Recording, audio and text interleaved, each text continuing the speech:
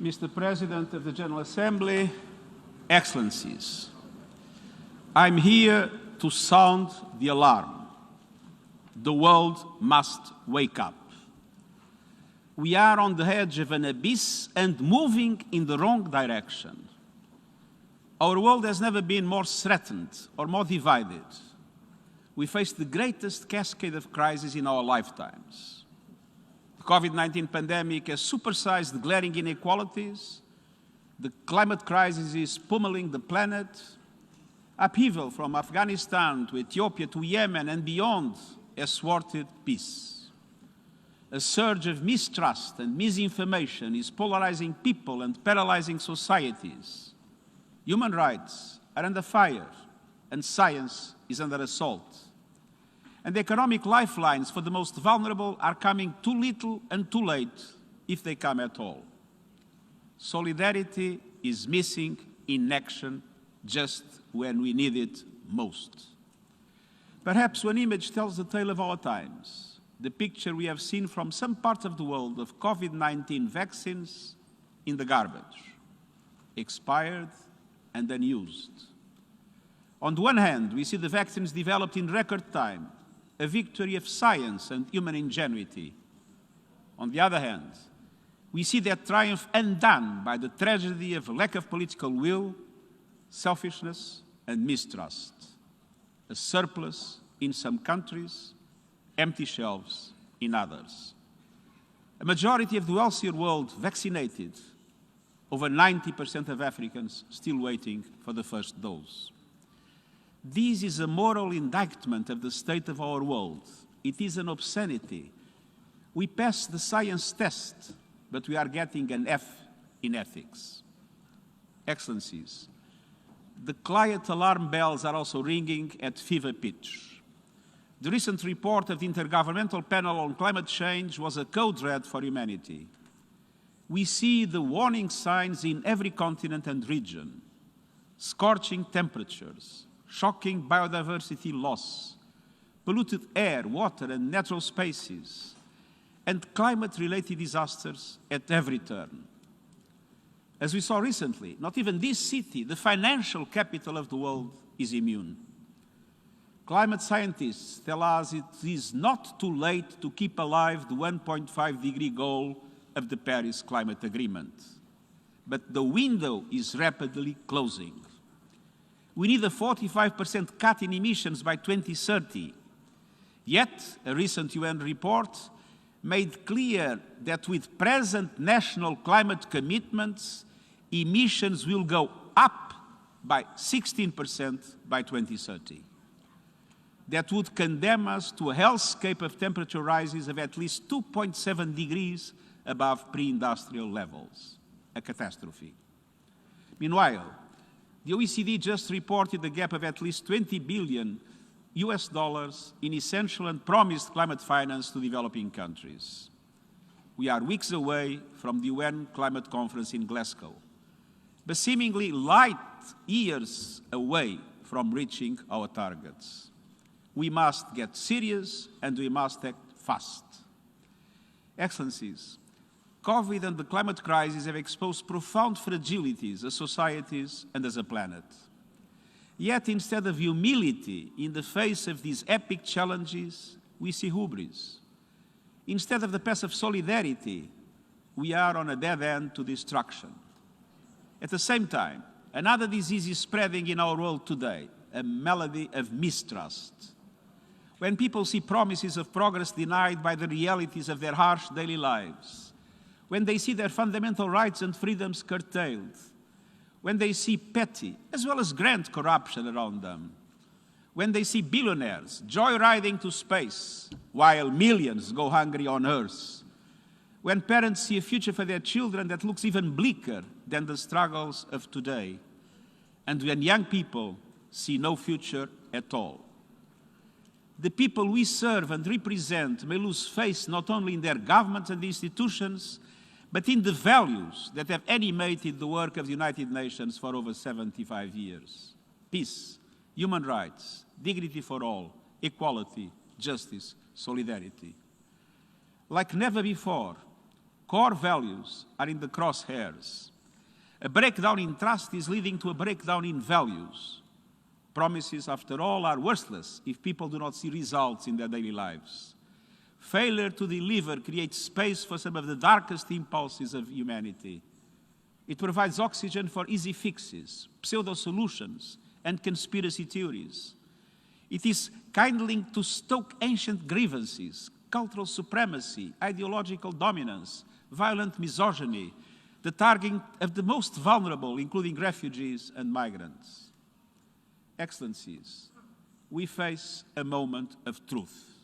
Now is the time to deliver. Now is the time to restore trust. And now is the time to inspire hope. And I do have hope. The problems we have created are problems we can solve. Humanity has shown that we are capable of great things when we work together. And that is the raison d'être of our United Nations. But let's be frank. Today's multilateral system is too limited in its instruments and capacities in relation to what is needed for effective governance of managing global public goods. It is too fixed on the short term.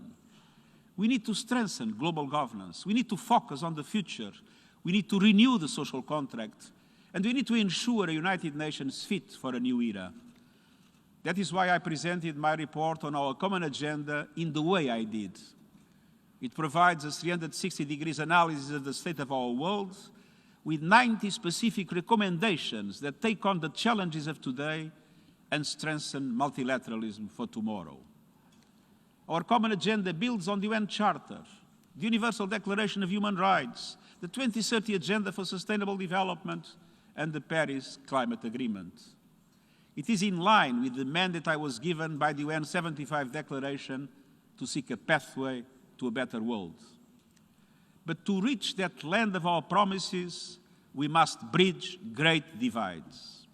Excellencies, I see 6 great divides, 6 Grand Canyons that we must bridge now. First, we must bridge the peace divide. For far too many around the world, peace and stability remain a distant dream. In Afghanistan, where we must boost humanitarian assistance and defend human rights, especially of women and girls. In Ethiopia, where we call on parties to immediately cease hostilities, ensure humanitarian access, and create the conditions for the start of an Ethiopian-led political dialogue. In Myanmar, where we reaffirm unwavering support to the people in their pursuit of democracy, peace, human rights, and the rule of law. In the Sahel, where we are committed to mobilizing international assistance for regional security, development, and governance. In places such as Yemen, Libya, and Syria, where we must overcome stalemates and push for peace. In Israel and Palestine, where we urge leaders to resume a meaningful dialogue, recognizing the two-state solution as the only pathway to a just and comprehensive peace. In Haiti and so many other places left behind, where we stand in solidarity through every step out of crisis. Excellencies, we are seeing an explosion in seizures of power by force. Military coups are back. And the lack of unity among the international community does not help. Geopolitical divisions are undermining international cooperation and limiting the capacity of the Security Council to take the necessary decisions. A sense of impunity is taking hold. And at the same time, it will be impossible to address dramatic economic and developed challenges while the world's 2 largest economies are at odds with each other. Yet I fear our world is creeping towards 2 different sets of economic, trade, financial, and technological rules, 2 divergent approaches in the development of artificial intelligence, and ultimately, the risk of 2 different military and geopolitical strategies. And this is a recipe for trouble. It would be far less predictable than the Cold War. To restore trust and inspire hope, we need cooperation, we need dialogue, we need understanding. We need to invest in prevention, peacekeeping, and peace building. We need progress on nuclear disarmament and in our shared efforts to counter terrorism. We need actions anchored in respect for human rights, and we need a new comprehensive agenda for peace. Excellencies, Second, we must bridge the climate divide. This requires bridging trust between North and South. It starts by doing all we can now to create the conditions for success in Glasgow. We need more ambition from all countries in 3 key areas: mitigation, finance, and adaptation. More ambition on mitigation means countries committing to carbon neutrality by mid-century and to concrete 2030 emissions reductions targets that will get us there, backed up with credible actions now. More ambition on finance means developing nations finally seeing the promised $100 billion a year for climate action, fully mobilizing the resources of both international financial institutions and the private sector too. And more ambition on adaptation means developed countries living up to their promise of credible support to developing countries to build resilience to save lives and livelihoods. And this means 50% of all climate finance provided by developed countries and multilateral development banks should be dedicated to adaptation. The African Development Bank set the bar in 2019 by allocating half of its climate finance to adaptation. Some donor countries have followed their lead. All must do so. My message to every member state is this: don't wait for others to make the first move. Do your part. Around the world, we see civil society, led by young people, fully mobilized to tackle the climate crisis. The private sector is increasingly stepping up.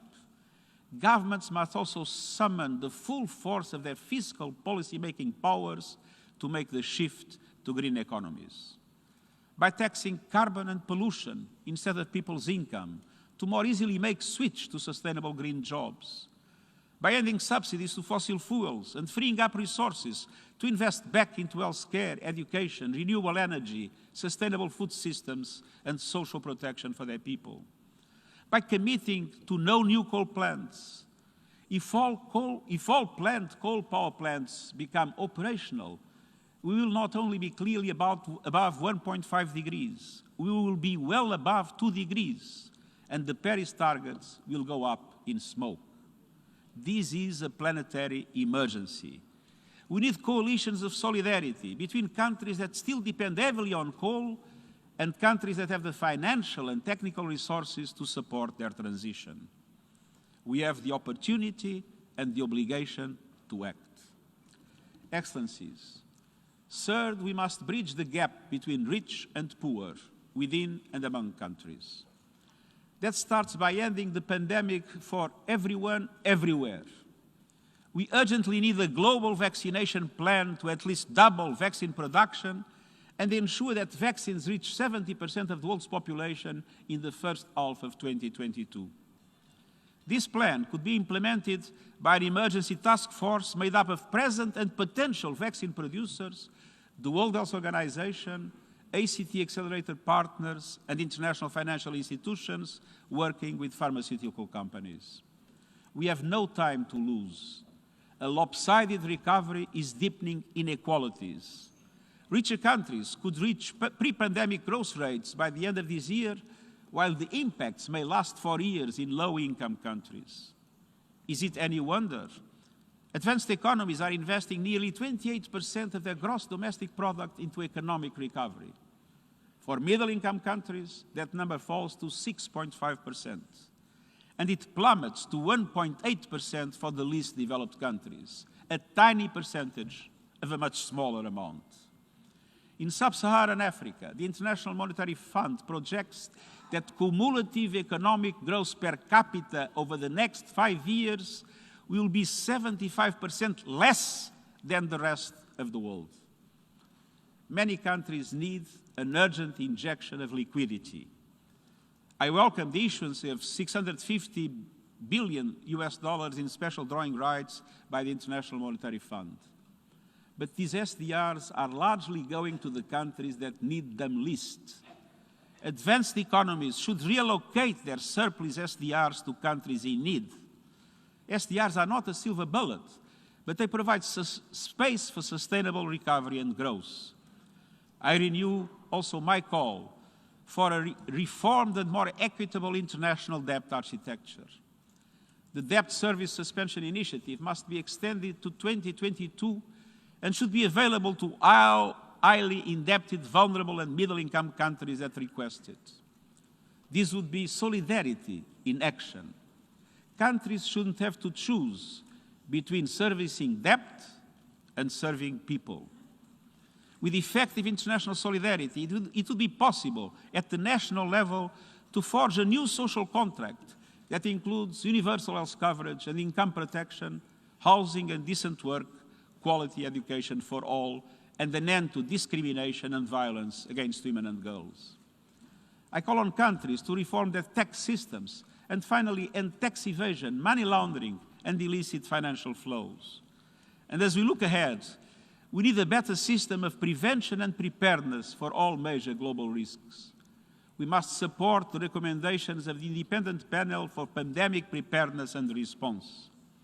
I have put forward a number of other proposals in our common agenda, including an emergency platform and a Futures Lab. Mesdames et Messieurs les représentants, quatrièmement, nous devons combler le fossé entre les genres. Le Covid-19 a mis à nu et exacerbé la plus vieille injustice du monde, le déséquilibre de pouvoir entre les hommes et les femmes. Lorsque la pandémie a frappé, les femmes représentaient la majorité des travailleurs de première ligne. Elles ont été les premières à perdre leur emploi et les premières à mettre leur carrière en suspens pour s'occuper de leurs proches. Les fermetures d'écoles ont touché des filles de manière disproportionnée, freinant leur parcours et augmentant les risques d'abus, de violence et de mariage d'enfants. Combler le fossé entre les femmes et les hommes n'est pas seulement une question de justice pour les femmes et les filles. Cela change la donne pour l'humanité tout entière. Les sociétés plus égalitaires sont aussi plus stables et plus pacifiques. Elles ont de meilleurs systèmes de santé et des économies plus dynamiques. L'égalité des femmes est essentiellement une question de pouvoir. Si nous voulons résoudre les problèmes les plus difficiles de notre époque, nous devons de toute urgence transformer notre monde dominé par les hommes et changer l'équilibre de pouvoir. Cela requiert plus de femmes dirigeantes dans les parlements, les cabinets ministériels et les conseils d'administration. Cela exige que les femmes soient pleinement représentées et puissent apporter leur pleine contribution partout. J'exhorte les gouvernements, les entreprises et les autres organisations à prendre des mesures audacieuses, y compris des critères de référence et des quotas, pour établir la parité homme-femme à tous les niveaux de la hiérarchie. À l'Organisation des Nations Unies, nous avons atteint cela au sein de l'équipe dirigeante et parmi les responsables de bureaux de pays. Nous continuerons jusqu'à ce que nous parvenions à la parité à tous les niveaux. Et dans le même temps, nous devons nous opposer aux lois régressives qui institutionnalisent la discrimination de genre. Les droits des femmes sont des droits humains. Les plans de relance économique devraient accorder une place centrale aux femmes, notamment par des investissements à grande échelle dans l'économie des soins. Et nous devons adopter un plan d'urgence pour lutter contre la violence de genre dans chaque pays. Pour atteindre les objectifs de développement durable et bâtir un monde meilleur, nous pouvons et nous devons combler le fossé entre les femmes et les hommes. Mesdames et Messieurs les représentants, cinquièmement, pour redonner confiance et raviver l'espoir, nous devons réduire la fracture numérique. La moitié de l'humanité n'a pas accès à l'Internet. Nous devons faire en sorte que tout le monde soit connecté d'ici à 2030. Telle est la vision de mon plan d'action de coopération numérique. Saisir les promesses du numérique tout en se prémunissant contre ces dangers. L'un des plus grands périls auxquels nous sommes confrontés, c'est le pouvoir croissant des plateformes numériques et l'utilisation des données à des fins néfastes. Une vaste bibliothèque d'informations est en train d'être constituée sur chacun d'entre nous. Et nous n'y avons même pas accès. Nous ne savons pas comment ces informations ont été recueillies, par qui, ni dans quel but. Mais nous savons que nos données sont utilisées à des fins commerciales pour augmenter encore les profits. Nos comportements et habitudes deviennent des produits qui sont vendus comme des contrats à terme. Nos données sont également utilisées pour influencer nos perceptions et nos opinions. Les gouvernements et d'autres entités peuvent les exploiter pour contrôler et manipuler le comportement des citoyens, bafouant aussi ainsi les droits humains des individus ou groupes et sapant la démocratie. Ce n'est pas la science-fiction, c'est notre réalité d'aujourd'hui. Et cela exige un débat sérieux. Il en va de même pour d'autres dangers de l'ère numérique.